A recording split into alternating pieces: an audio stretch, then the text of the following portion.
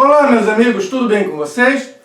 Hoje nós vamos falar sobre mais um importante pensador da assim chamada Escola de Frankfurt, da segunda geração desta escola. Me refiro a Jürgen Habermas, que nasceu no ano de 1929 e que na data em que estamos gravando este vídeo ainda continua vivo e em pleno exercício de suas atividades filosóficas e políticas. Primeiro, um comentário sobre o nome. Vocês vão encontrar na rede as pessoas chamando ele de Habermas e outros de Habermas. O nome é em alemão. Na verdade, a pronúncia do HA não é nem no sentido de um H, nem no sentido de um R. Não é nem A, nem Ra. É um meio termo, tá? Que fica difícil para nós pronunciarmos dentro da língua portuguesa, a não ser que tenha um bom domínio do alemão. Então, nem é Habermas, nem é Habermas.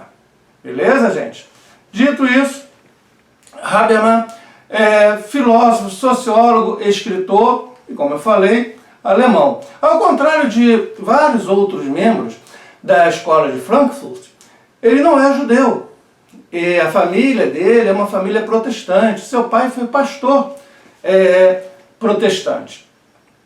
E entre os anos de 1968 e 1972, ele vive, então, nos Estados Unidos da América do Norte. Como eu falei, ele pertence à segunda geração da Escola de Frankfurt, que é o Instituto de Pesquisa Social. Ele é considerado como membro da Escola de Frankfurt, em parte por ele ter sido assistente, então, assistente de ensino do Adorno. Quando eu me referi a ele ser da segunda geração da Escola de Frankfurt, o Instituto de Pesquisa Social, também cabe uma ressalva aqui. Alguns irão colocá-lo como sendo não da segunda e sim da terceira geração. Vamos lá. Quando eu coloco que o Habermas é da segunda geração, eu estou considerando o Horkheimer e o Adorno, tá, e outros pensadores como membros da primeira geração. O Habermas, segunda, e Axel, num retorno ao início da Escola de Frankfurt, como sendo a terceira. Agora, há quem prefira ver da seguinte forma. Da década de 1920 à década de 1950, nós teríamos a primeira geração, então, tendo à frente o Horkheimer. De 1950 em diante, nós teríamos a segunda geração, tendo à frente o Adorno. O Habermas representaria, então, a terceira geração. E o Axel, que vai retornar aos trabalhos iniciais da escola, com Adorno e com o Horkheimer, o Axel seria a quarta geração. Beleza, gente? Tá? Então, nós aqui iremos considerar o Habermas como integrante da segunda geração da Escola de Frankfurt, Instituto de Pesquisa Social. E a sua principal obra, se você for escolher uma obra para começar a ler o Habermas, escolha a Teoria da Ação Comunicativa, de 1981. Ali tem o principal dos conceitos por ele elaborados no decorrer da sua vida. Aliás, seu principal conceito, nós vamos falar bastante sobre isso aqui, é do agir comunicativo, ou da ação comunicativa. Ocorre que ele passou essa vida longa dele toda desenvolvendo esse conceito. Então, é amplo, tá? É um conceito só, mas bem amplo, porque ele foi muito bem desenvolvido no decorrer da sua vida profissional. Os seus trabalhos, são vários livros que ele escreve, artigos, eles abordam a democracia. A ideia que este autor tem da democracia. Veja, ele é contrário, ele não é favorável à democracia tal como nós temos nos países ocidentais, que é uma democracia representativa, onde você elege os seus representantes que irão fazer as leis, que irão decidir por você os rumos da sociedade. Não. Ele prefere uma democracia participativa e deliberativa, formada por grupos tá? Se formam grupos de ação que irão tomar as decisões, com a participação de todos dentro da sociedade, o Estado e os representantes de todos os grupos, majoritários e minoritários. Mas vamos lá, ele tem esses trabalhos sobre a democracia, também sobre a teoria ou o conceito do agir comunicativo ou da ação comunicativa, que é fundamental no pensamento do Habermas. E a teoria da política deliberativa, como eu falei, esses grupos para tomar decisões, tá? E a teoria da esfera pública. Então, é por aí que transita as ideias e os trabalhos do Habermas. Os estudos de Habermas abrangem as bases da teoria social e também da epistemologia, que é a teoria do conhecimento, o que faz com que algo seja verdadeiro ou falso. Ele faz uma análise em seus trabalhos, em suas obras, do sistema democrático capitalista. Vamos lembrar que toda a escola de Frankfurt é comunista. Eles são de esquerda. Eles defendem o marxismo, ou pelo menos uma forma de marxismo. Eles vêm com aquela ideia do Marx, de uma revolução do proletariado e da implantação de um novo sistema econômico-social. E todos um pouco frustrados porque não ocorre esta revolução do proletariado. Então eles começam a explicar por que não ocorre ou não ocorreu esta revolução do proletariado. E por que o único país onde teve uma dita revolução comunista foi um país agrário, a Rússia. Mas, retornando, tá? Ele, como os demais integrantes da escola de Frankfurt, há de fazer uma crítica e uma análise à democracia capitalista. O Habermas estuda o Estado de Direito dentro do contexto da evolução social. E também, tá, irá estudar a política. Para melhor explicar a razão comunicativa, que é a base ali do agir comunicativo, é necessário a gente entender que esse conceito novo de razão proposto pelo Habermas vai se opor, vai ser uma alternativa ao conceito de razão instrumental antes proposto por Horkheimer e Adorno. Então, há vídeos aqui onde eu explico o que é a razão instrumental e o pensamento destes filósofos.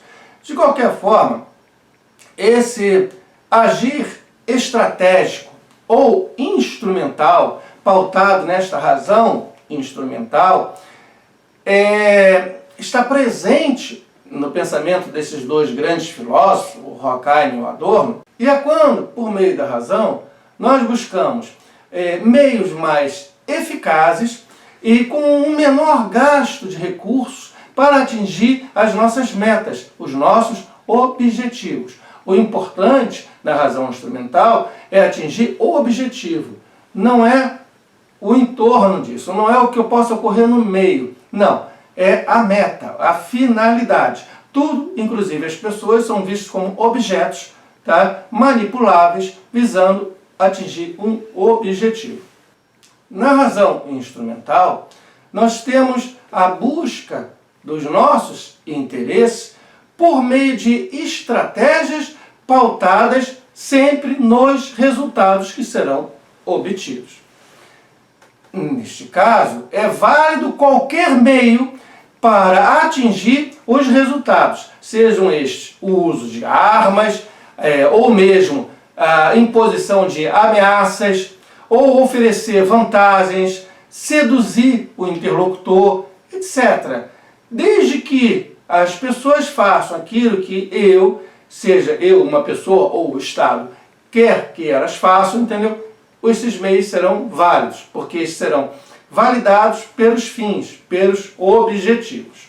Neste caso, a cooperação desejada passa a estar vinculada ao que a pessoa possa ganhar ou que a pessoa possa perder cooperando. No lugar desta razão instrumental, tá, é proposto pelo Habermas a ação comunicativa, a razão comunicativa. E esta razão comunicativa, que ele fala no agir comunicativo, ela vai nos trazer o quê? A emancipação do humano. E o que eu entendo por emancipação? É um conceito que faz referência a toda aquela abordagem marxista-leninista. Então nós temos que pensar não só na independência, na autonomia deste humano, mas também numa tomada de consciência de classe, aonde o humano passa a se ver dentro de um conjunto social onde há opressores e oprimidos. Tá? Ter, então, uma consciência do papel dentro da sociedade, dentro da sua classe social nessa sociedade. Então, esta emancipação vai te trazer uma liberdade, porque você começa a perceber as amarras que te prendem a um sistema social coercitivo.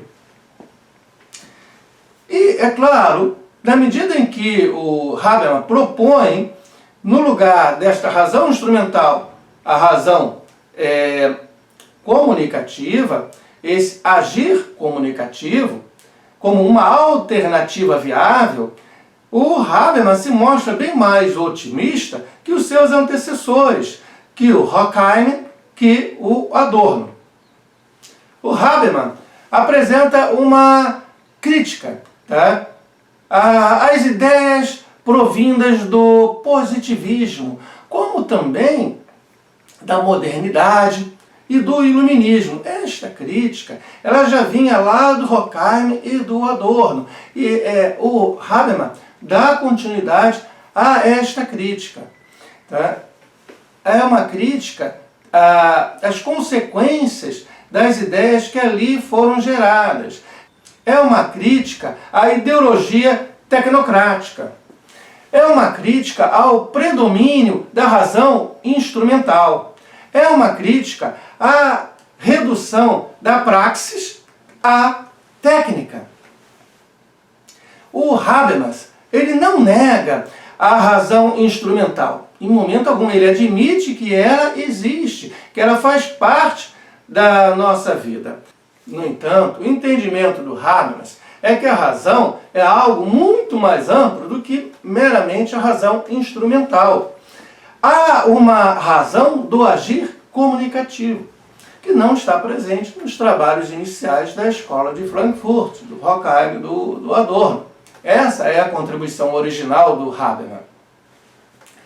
Ele propõe a retomada do projeto da modernidade, do projeto iluminista, né, que é aquela razão emancipatória. Só que agora, essa razão visa, entendeu, não somente iluminar, clarear, tá, uma pessoa. Não, a todos dentro da sociedade.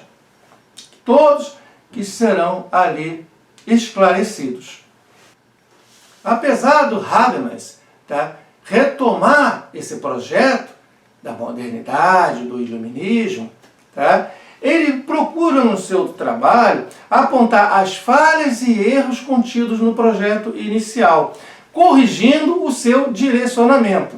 O Habermas há de nos propor um novo paradigma na filosofia, que seria a linguagem como detentora da possibilidade de entendimento intersubjetivo. Ele vai nos falar no mundo da vida, o mundo da vida onde eu e você estamos inseridos. É o horizonte, é tudo que nós conseguimos olhar à nossa volta. Todo esse nosso horizonte constitui o nosso mundo da vida, que é onde nós atuamos e interagimos com outras pessoas. É onde predomina o quê? A comunicação e o entendimento. E por meio de quê? Por meio da linguagem, por meio da conversa, por meio do diálogo. Então, vamos valorizar aqui a minha relação com este mundo da vida. Segundo o Habermas, a razão ela deve ser usada não para esclarecer um único sujeito, e sim para esclarecer toda a sociedade. E aí já temos uma crítica ao iluminismo. No entendimento do Habermas, a consciência ali presente, o jeito como a consciência era trabalhada, isso até na visão do Horkheim e do Adorno, visava esclarecer uma única pessoa diante do mundo à sua volta. Agora não, nós não vamos esclarecer uma pessoa, nós vamos esclarecer a toda a sociedade. O Horkheim e o Adorno, eles adotam essa visão iluminista, mas entendendo, tá, que há um papel fundamental, prioritário sobre a consciência. Já o Habermas, não. Ele vai retirar a consciência e vai priorizar o quê? A linguagem. Não pela consciência, e sim pela linguagem que nos comunicamos e que nós evoluímos dentro da sociedade. Por meio de relações intersubjetivas. Como eu falei, a principal obra do Habermas e seu principal conceito é a teoria da ação comunicativa, trabalho, livro, publicado no ano de 1981, onde nós temos um modelo racional de interação. Este modelo racional da interação visa a obtenção de acordos com o uso da argumentação, do debate, da conversa, da deliberação. Ocorre na esfera pública e com representantes não somente do Estado, mas dos diversos segmentos sociais presentes na nossa sociedade. A democracia, na concepção do Habermas, ela deve ser participativa e deliberativa. Tá? Hoje, como eu expliquei ainda há pouco, a nossa democracia, ela é representativa. Nós elegemos aqueles que nos representam. E no pensamento de Habermas, busca-se constantemente o consenso, o acordo entre as pessoas, sem necessariamente uma ter de ganhar ou ter de perder para concordar com a outra. Trata-se do encontro de um entendimento que seja igualmente compartilhado por todos. Gente, se você está gostando, deixa o teu comentário, quero saber a tua opinião. E se não é inscrito, se inscreva no canal. Tanto a ação estratégica, como também a ação comunicativa, ambas estas razões são baseadas na racionalidade. Agora, a ação comunicativa é diferente, em alguns pontos, da razão estratégica. A razão comunicativa, nela, nós escutamos os argumentos contrários. Né? Eles não são simplesmente descartados. Os argumentos contrários à nossa tese são escutados e podem mudar, inclusive, o meu posicionamento sobre a questão. Porque há a presença de um diálogo, de uma troca, de uma conversa, com sinceridade. Tá? Então pode mudar e aperfeiçoar os objetivos inicialmente presentes. Na ação comunicativa, busca-se um entendimento que seja mútuo e compartilhado entre todos os integrantes ali presentes no debate. Habermas se mostra contrário ao uso da repressão, da censura e também da ausência de diálogo, nenhuma forma de imposição. As normas, inclusive as normas morais, as normas éticas, todas as normas presentes na sociedade, elas devem ser debatidas em um diálogo amplo, sincero, aberto, e devem ser acordadas, tá, por meio de um consenso entre todos os envolvidos. A democracia, segundo o pensamento do Habermas, ela surge do diálogo. O Habermas há de nos falar em 3 possíveis mundos: o objetivo, o social e o subjetivo. Esses mundos, eles tem a pretensão da validade do discurso. Tá? Ora, o mundo objetivo, o que é este mundo objetivo? Tá? É onde o enunciado ele é tido como verdadeiro quando se refere aos fatos aos quais faz alusão. Tá?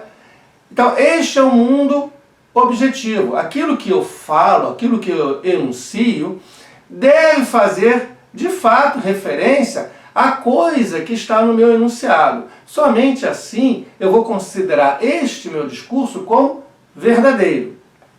Já no mundo social, tá? Este mundo é composto por normas, por regras, aceitas pela comunidade. Então, para o ato da minha fala, o meu discurso ser correto, ser aceito como verdadeiro pelos membros da comunidade, ele deve fazer o uso correto das normas, as normas sociais e as normas da linguagem. Aí está presente a pretensão de justiça. E quanto ao mundo subjetivo? É no mundo subjetivo que eu vou ter a pretensão da veracidade. Ele é composto por tudo que está aqui, na minha mente, na mente de cada um dos falantes. Tá? Está na nossa consciência, é a nossa subjetividade. É quando nós expressamos aquilo que de fato nós pensamos. Porque eu posso falar uma coisa e pensar outra. Tá? Então é quando nós expressamos aquilo no que realmente acreditamos. É quando expressamos algo que realmente desejamos ou que pretendemos fazer. Resumo, é quando não mentimos, é quando falamos a verdade. Daí a sua pretensão de veracidade. E o Habermas também nos fala de 3 tipos de discurso. O discurso teórico, o prático e o explicativo. No discurso teórico, eu busco provar que as asserções são verdadeiras, ou seja, que aquilo que eu estou falando, de fato, é verdade. Aquilo que eu estou afirmando ou aquilo que eu estou negando, de fato, é verdadeiro. No discurso prático, eu busco justificar que uma ação ou norma para a ação seja correta. Com relação ao discurso explicativo, tá? Este ocorre quando o falante quer explicar algo para alguém. Como eu estou fazendo aqui, tá? Eu estou fazendo uso do discurso explicativo sobre a teoria do Habermas. Em Habermas também encontramos 4 pretensões de validade implícitas dentro do ato comunicativo, visando a mútua compreensão entre todos os falantes. São essas 4. A inteligibilidade, a verdade, a sinceridade e a correção normativa. Na ética, a obra de Habermas exige que as normas morais possam ser universalizadas. E aqui nós vamos lembrar do imperativo categórico do Kant. Sendo que o contexto é outro. O contexto aqui do Habermas está vinculado ao uso da linguagem. Tá? Mas tanto em Kant, tanto em Habermas, há a necessidade que essas normas morais possam ser universalizadas. Habermas nos fala que a decisão sobre o que faz sentido e também o que é aceito como correto deva ser tomada por meio da racionalidade, do uso da minha, da sua, da nossa razão e da argumentação, do diálogo, da conversa. É a ética do discurso. É pautada no diálogo e também no consenso entre os participantes. Convencer não é mais a meta, tá? Não é tão importante quanto o diálogo buscando o consenso. Eu vou conversar com as pessoas, a minha meta não deve ser simplesmente convencer da minha posição. Deve ser, sim, o próprio diálogo, objetivando este consenso entre as partes. Então, esta ética social, ela é baseada no diálogo, no entendimento, no consenso e no agir comunicativo. Os trabalhos de Habermas também nos fazem alusão à esfera pública.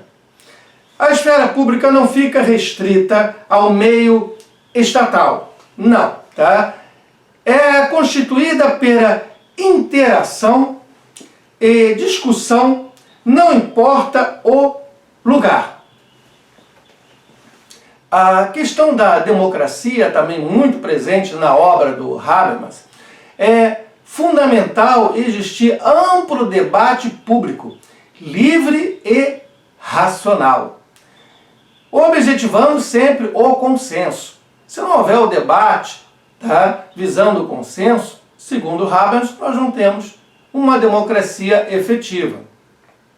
Ele faz, portanto, como falei já anteriormente, uma crítica à democracia representativa e busca um outro tipo de democracia. Ele diz que a democracia deve ser participativa e deliberativa. Bem, gente, há também essa questão que eu falei do mundo da vida. Ela vai se opor ao sistema, ou, segundo alguns comentadores, ao mundo do trabalho. Vocês vão encontrar, inclusive, na rede, quem vai falar mundo da vida e mundo do trabalho. Tá? Ou então, mundo da vida e sistema. Só entenda que, neste caso, o Habermas usa na sua obra a expressão sistema. Mas faz sentido você usar a expressão mundo do trabalho, se referindo à tecnologia, às regras, às normas, a tudo que a gente faz para sobreviver, às relações sociais vinculadas ao trabalho e à sobrevivência dentro de uma sociedade. Que o Habermas chama de sistema, pensando, olha, o jeito mesmo que se usa essa expressão na política, é culpa do sistema, o sistema é bom, o sistema é ruim, o sistema onde a gente vive englobando a parte econômica, sistema social, sistema político, tá? Então tudo que estrutura a nossa sociedade é o sistema. Um conjunto de normas, de regras, tá? Que pode ou não ser mudado. Então este mundo da vida é o horizonte onde nós vivemos, tudo que está à nossa volta. Então é no mundo da vida que eu interajo com outras pessoas, que eu me relaciono com todos à minha volta. Tudo que eu faço para viver está no mundo da vida. No mundo da vida é onde ocorrem todas as interações sociais. É onde nós temos as crenças, as religiões, tá? É onde nós temos a nossa realidade objetiva. É onde deveria predominar o agir comunicativo, buscando a sinceridade de todos e o consenso entre todos. Já no mundo do trabalho ou no sistema, é onde predomina a razão instrumental. É onde buscas um fim proposto, seja ele qual for. A razão ali vai buscar os instrumentos, os meios para atingir um determinado fim. O Habermas há de utilizar a expressão colonizar, dizendo que é uma tendência do mundo do trabalho vir a colonizar o mundo da vida. Ou seja, de aos poucos esse sistema, esse mundo do trabalho, ocupar vários espaços que deveriam ser pertencentes ao mundo de nossa vida. E isso não é uma coisa boa, segundo o pensamento do Habermas. Então, há uma constante relação entre, de um lado, o sistema ou o mundo do trabalho e, de outro, o mundo da vida. Essas coisas estão assim, entrelaçadas, estão sempre relacionadas uma com a outra. É no mundo da vida que nós temos o encontro entre os falantes por meio do uso da linguagem. Já no sistema, nós temos o poder, ou seja, os meios, os instrumentos pelos quais o poder se faz presente. É onde nós temos o dinheiro, a moeda, nós temos a economia. E é onde nós temos o Estado, nós temos a presença do Estado, das leis, de toda esta estrutura social, conjunto de normas que montam a sociedade na qual nós vivemos. Estrutura a sociedade na qual nós vivemos. No caso, sociedade capitalista. Umas democracias representativas.